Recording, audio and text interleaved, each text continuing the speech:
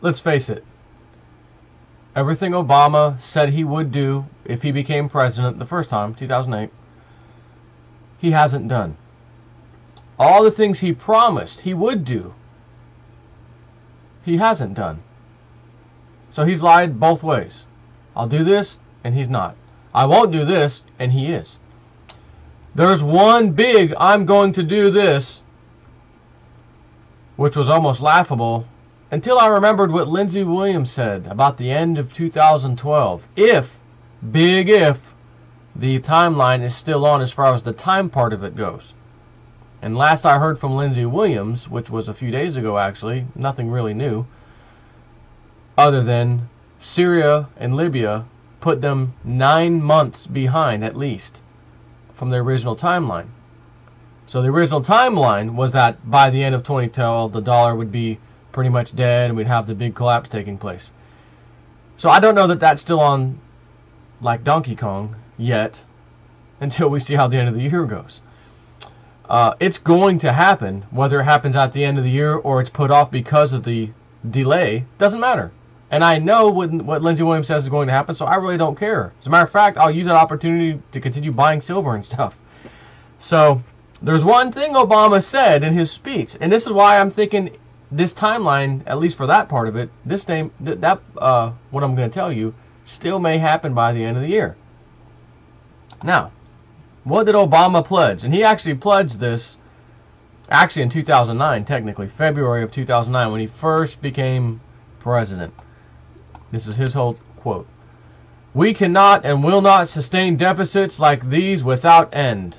Contrary to the prevailing wisdom in Washington these past few years, we cannot simply spend as we please and defer the consequences to the next budget, the next administration, or the next generation.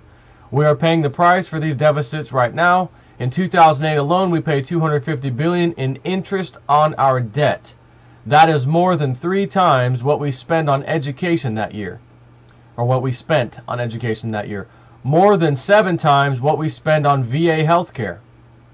So if we confront this crisis without also confronting the deficits that helped cause it, we risk sinking into another crisis down the road as our interest payments rise, our obligations come due, confidence in our economy erodes, and our children and grandchildren are unable to pursue their dreams because they are saddled with our debts.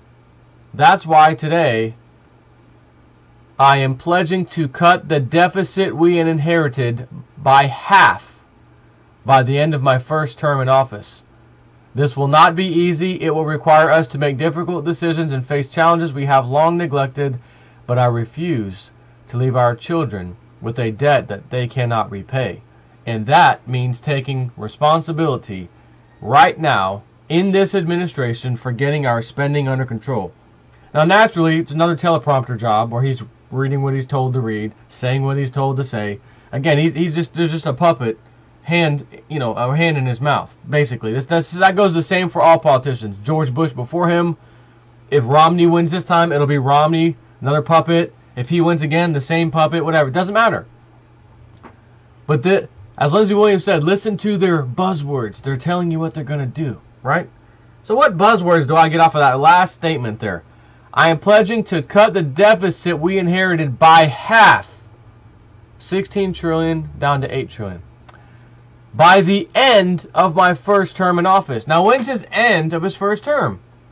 That would be 2012. The same end date, forget the Mayan calendar, the same end date that Lindsey Williams said his elite buddies, who have always been right, phenomenally well, said they planned for the dollar to die. We're going to cut the debt big time by either A, defaulting on the dollar itself and devaluing it, basically. Not defaulting on it, devaluing the dollar. By half was the example I think he used, or maybe it was 40%. I've always been talking about half just for easy math, but half is what he said. We're going to cut the inherited deficit down by half by the end of my first term. So we're cutting the budget down by half, the deficit, not the budget, the deficit by the end of 2012. That's the end of the term. And that's also the same end date that Lindsey Williams' elite gave us, that the dollar would face major problems and we would have to devalue the dollar or devalue the amount that our bonds are worth. Same result. In either case, anybody who's holding our U.S. treasuries, our bonds, which is $16 trillion, right? Spread amongst people like, countries like China, the entire Middle East, OPEC nations especially, by the way. And he said when we do that, if you were on that end, you'd be pretty pissed off, wouldn't you? What you thought was some kind of investment, what you thought was some kind of asset just got cut in half. Not because you decided it was cut in half, but because some other party out of your control, which is the United States, because it's our bonds, cut that debt in half. Now you're sitting here saying, I just got screwed out of half my money. And half may only be the beginning. We may need to go a lot more. Because 16 trillion cut in half is 8 trillion. And by chance, it was only 9 trillion when Obama took office. So we're right back to where we were when he took office. How the hell is that going to happen? We're going to cut it in half and that's just going to fix it? No. Half is too much. Or not enough, excuse me. Cutting the deficit in half isn't enough. So, you're in the Middle East, OPEC, this whole 40 years now, or 35 roughly years, you've been taken out of a third world status, brought into first world status, all kinds of electronics, electricity, everything, everybody's got technology.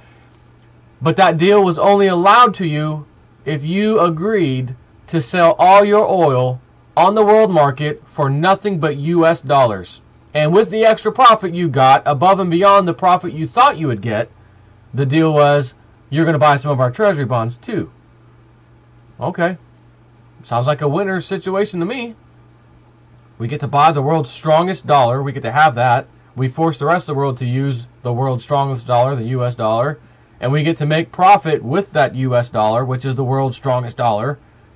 And we're going to make more profit than we originally thought. They're going to make sure of it. So we can buy back that debt, more US dollars. Man, this sounds great. Until 35 or so years, 40 years later, right now. And we cut it in half on them. Oh, sorry about that.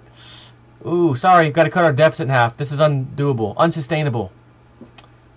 Unfunded liabilities says so. So, sorry about that, Middle East. Sorry about that, OPEC. And they're going to turn around naturally and say, you just screwed our entire lifestyle. You just screwed our entire country. The debt we owe the world ourselves has now been screwed because you just cut our debt in half that you owed us. We are no longer selling you oil. Get lost, USA. And then, as he said, Lindsey Williams, miraculously, you're going to hear breaking news. America, energy independent. We found a massive pool of oil, whether it's the one they want to talk about off of Gull Island, Alaska, Prudhoe Bay area, whether it's going to be the, was it the Ozarks, whatever, the North and South Dakota area, whatever the hell that was. There's multiple, but Alaska is one of the big ones. And as he said a while back, while he was saying it, take a look at the news today and tell me what you find out about the U.S. Liberty oil rig. It's the largest ever created. It can drill and pump, or whatever, pump the most oil ever. And guess where they're towing it to? In advance of everything I told you that's coming, is what he said. Which is basically what I'm telling you about now. The dollar being cut. Screwing the Middle East countries and China and everybody else. Cutting their crap in half because we destroy our dollar and cut it by half, or the bonds themselves cut it by half. He said back then what I'm telling you now. And that oil rig has to be in position and on standby, ready to go, so that when they pull that trigger on the world, in the Middle East, etc., we have to have that thing ready and willing and pumping massive amounts of oil so that we can hear the next story of breaking news. America found some oil, and nobody's going to ask, how did we find this oil so fast, and how did we by chance already have this massive Liberty oil rig there on standby? I didn't hear about that. Well, if you looked for it, because Lindsey Williams brought it to our attention, I would have never known to look otherwise. You could see the little baby news story that it was being towed over there and just sitting there. So, Lindsey Williams said they're put off 9 months because of the issues with Syria and Libya taking too long. We haven't been able to overthrow them properly and then go on to Saudi Arabia. Muslim Brotherhood will be given Saudi Arabia after all that, and during the conflict will cause oil prices to rise massively. Now, if we can't get oil prices to rise massively because for some reason we can't continue with Syria because China and Russia keep vetoing our warmongering stance, thank God that they're doing that, by the way, how are we going to continue this agenda? We have to have a reason for oil to go skyrocketing again. And what will they do, the elite do, to make some event happen to cause that oil to skyrocket if they can't get their way in Saudi Arabia, Libya, or Syria, etc. Because they're so far behind, they decide that plan sucks, let's go with an alternative. And the clock's ticking, start with another 9/11 or some other thing. Oil pipelines will be blown up in the Middle East. We'll blame it on Al-Qaeda or Iran or somebody. Maybe even Syria too. Then we can just scoop all that up real quick like and get right back on track with our timeline so that by the end of the year, Obama's statement is actually true. I'm going to cut the deficit we inherited by half by the end of his first term. How's he going to do that? He didn't tell you he's going to have to default on the debt. He didn't tell you he's going to cut it in half or your dollar purchasing power in half. He didn't tell you that. No, not at all. So, we may find that the US dollar doesn't actually get devalued, but the deficit, or the debt, therefore the deficit, the bonds we have out equaling 16 trillion that other parties are holding, gets cut in half. So, what would happen to things that we import?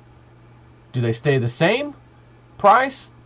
Or do they go up twice as much because we had to cut the bonds in half?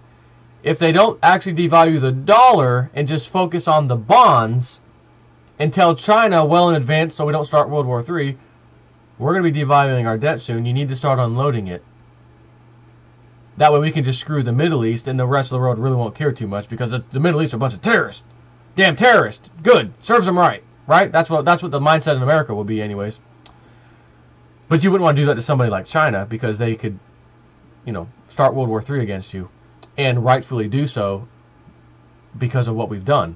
So, what have we seen agreements or anything with China that would lead me to believe that they've been doing this, unloading that debt?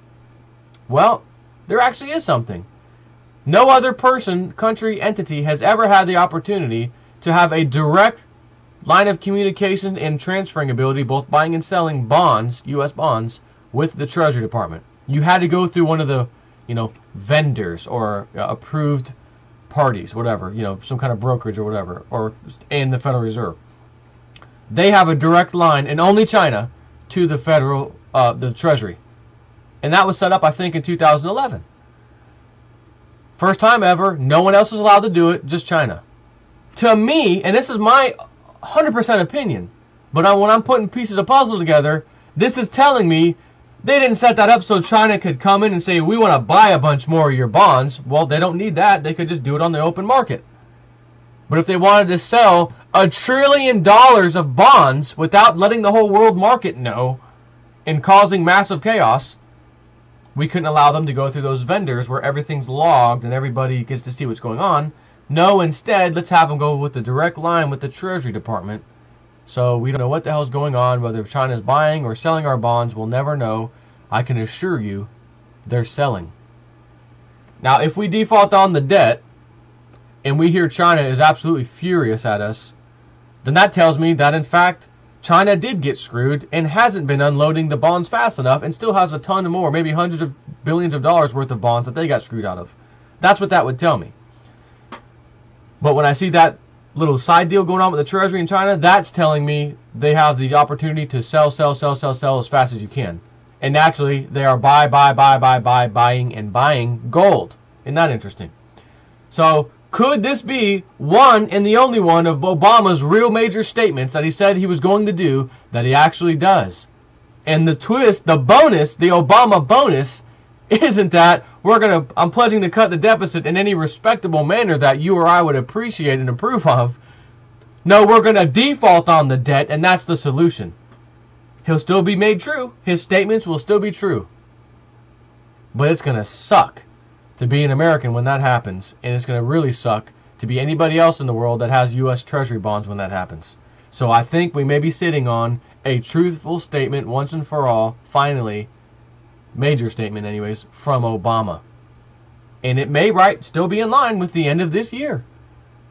Just as he said, if the timeline goes on as Lindsey Williams said so, even though he said they were put 9 months behind.